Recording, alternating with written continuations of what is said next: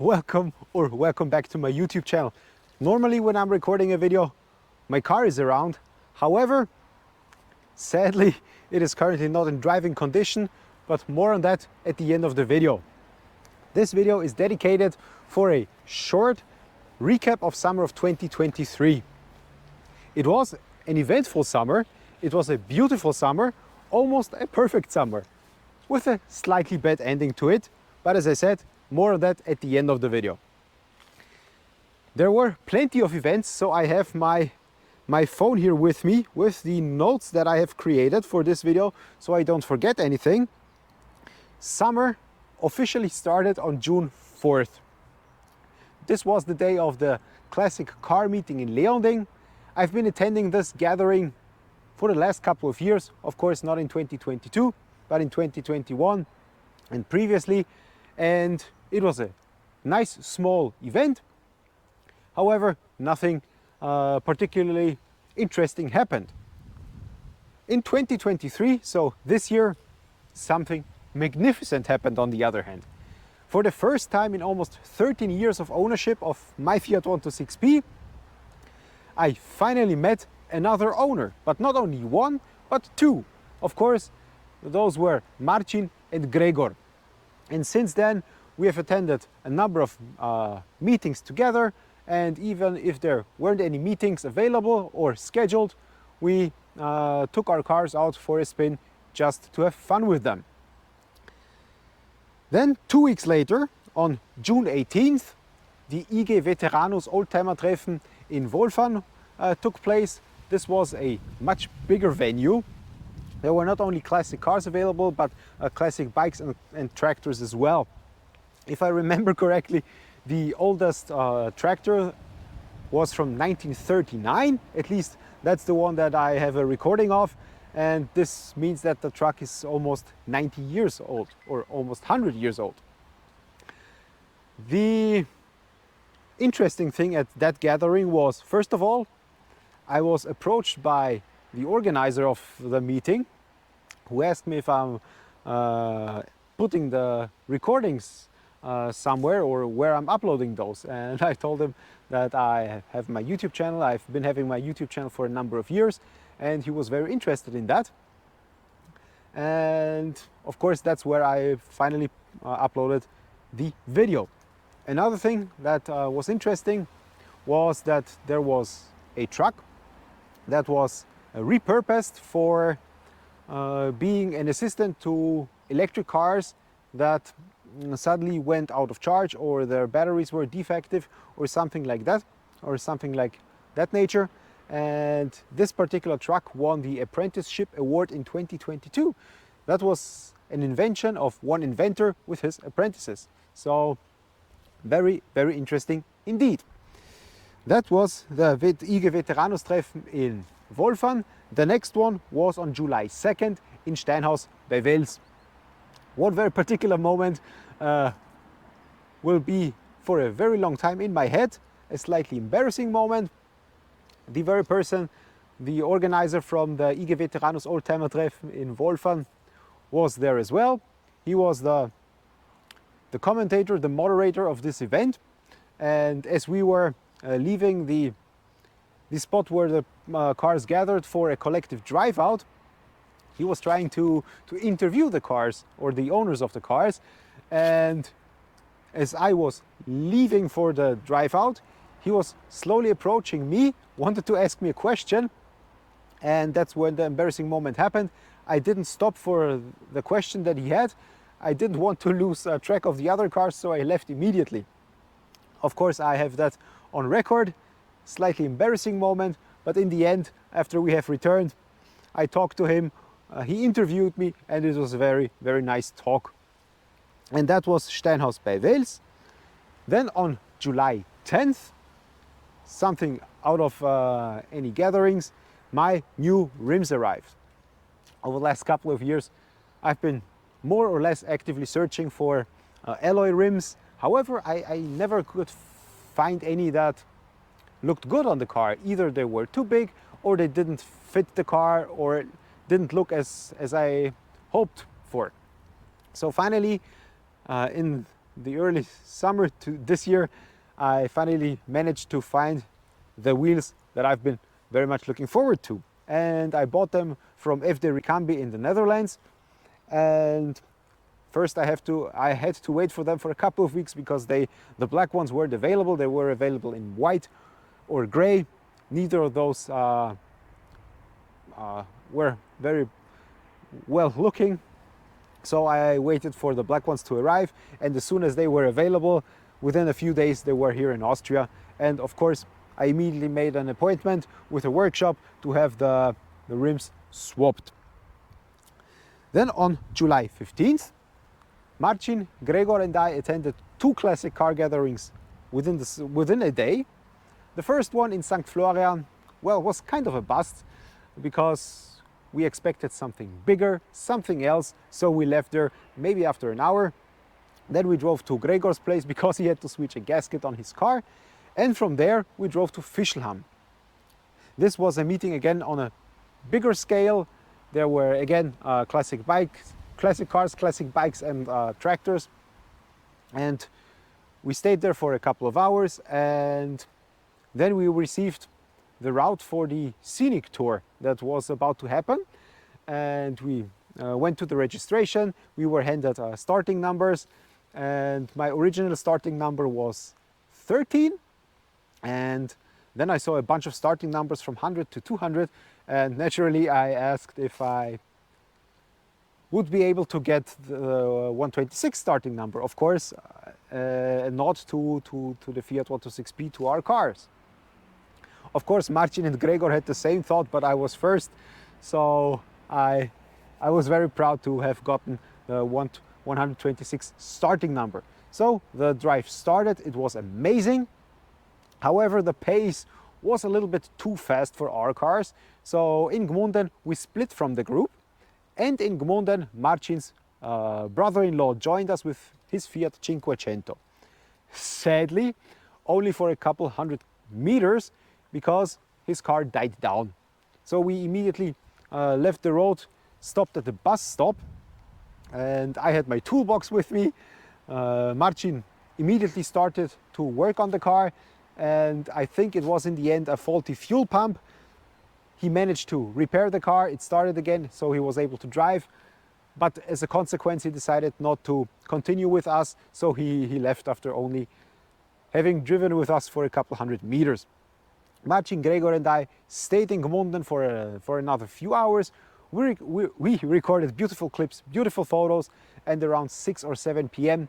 we drove back to Fischlham. At that time, most of the people had already left. We talked to the remaining people for another hour and then drove home ourselves. Then was a little bit of a gap for about a month. However, in the meantime, on August 12th, I decided to take an international trip for the very first time with my Fiat 126P and drove to the Czech Republic. I visited Český Krumlov and České Budějovice. Český Krumlov, okay, I only drove to one particular spot that Google Maps led me to. It wasn't very interesting, so I wasn't very satisfied, and I continued to České Budějovice, a beautiful town with an amazingly beautiful town square. I recorded a few clips, I took some very beautiful photos, and as I was leaving I tried to record something with my Insta360 X3. However, again, I have to admit, I mounted it incorrectly, so it fell over. Luckily not on another car, but only on the street. I have the recording somewhere. Hopefully I can still find it. But yeah, I have an epic fail recorded somewhere. And August 15th was the next meeting. However, Gregor wasn't able to attend this one because he was on vacation, so only Marcin and I were here. In the morning of that day, Marcin called me up and said that something's wrong with his car. So I drove to him, of course with my toolbox, and his car wouldn't start, and if it started, it immediately died down. So we tried to find a solution. Luckily we did within maybe 2 hours, and then we decided to go to Hellingberg to a classic car meeting. We had a guest on this day. Marcin had a visitor whose plan was actually quite different from what it ended up to be, but we convinced him to go with us, which was fine for him because first of all, it was the first time in a Maluch for over 20, maybe 25 years. So kind of a setback to his childhood, which he was very grateful for. So first we drove to Hellingberg to the classic car meeting. This was again a big venue. Sadly, I have very little recordings of that, only us leaving towards Schlögener Schlinge. The Schlögener Schlinge is a very nice place right along the Danube, and we were allowed to go to a camping place which is normally for paying customers only, but we asked nicely and we were allowed entrance. So we spent there maybe 2 or 3 hours. I took some photos, I talked to the people who were there, answered a few questions to our cars, about our cars, and then we went home. And only a few days later, on August 19th, sadly Gregor still wasn't available, we made our grand tour. Marcin, his brother-in-law, and I decided to visit the lakes of Upper Austria and Salzburg. First we wanted to go to Gmunden or to the Traunsee, but we changed our plans as we went along. So we met with Marcin's brother-in-law slightly outside of Gmunden, then continued to the Wolfgangsee.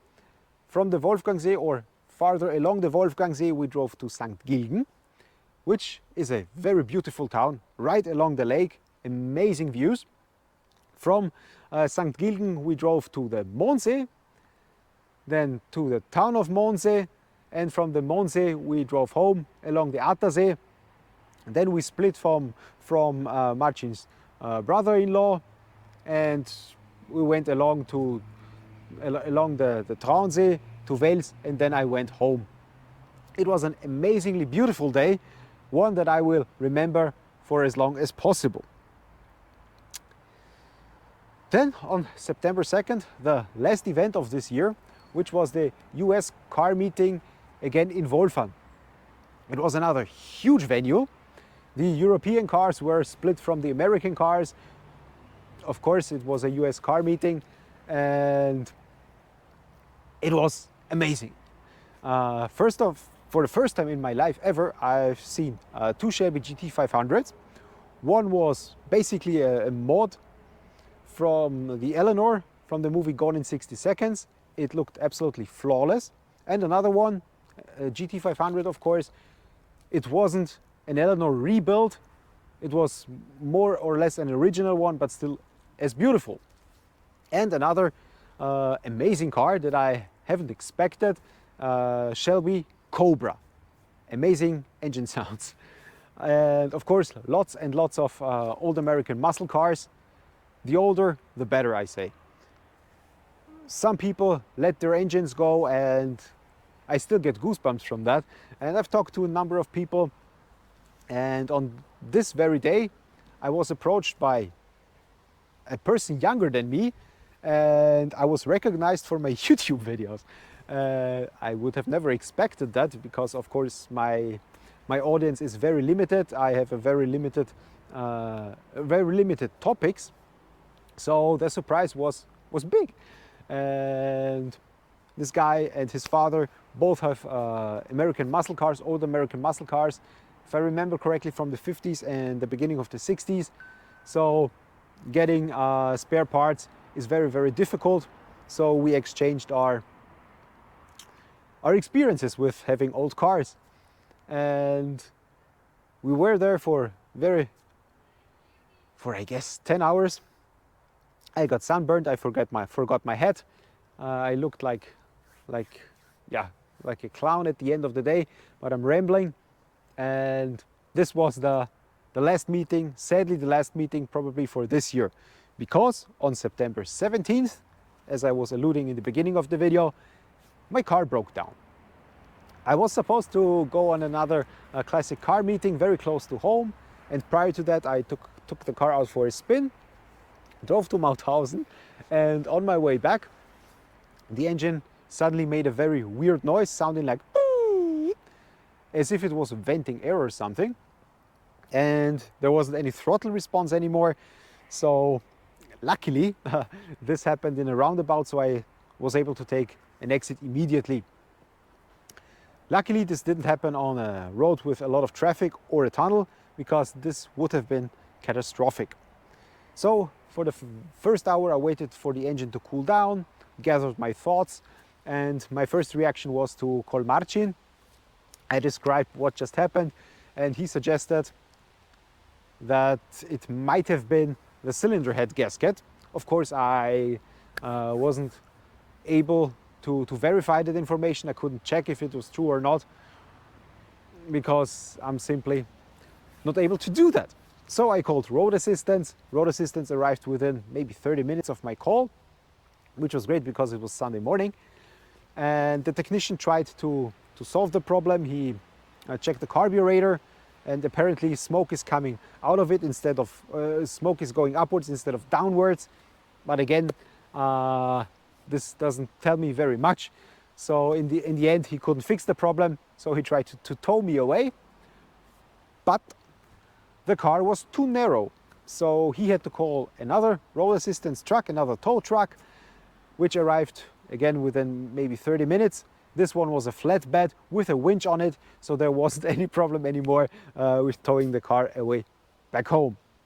This was now 10 days ago. In the meantime, I've already contacted a mechanic who still hasn't had time to check the car, but hopefully in the next week. So I hope that there isn't any major damage or maybe lasting damage. I will definitely receive or ask for an estimate on how much it would cost, how long it would take. Of course, the technical inspection is in November, so until then there's no time to hurry, no stress whatsoever. Hopefully it will be done by then. But I guess for the recap of summer 2023, this will be it. If you're still watching, hit the like button, leave your comments down below, and yeah, I will be seeing you very soon. Bye!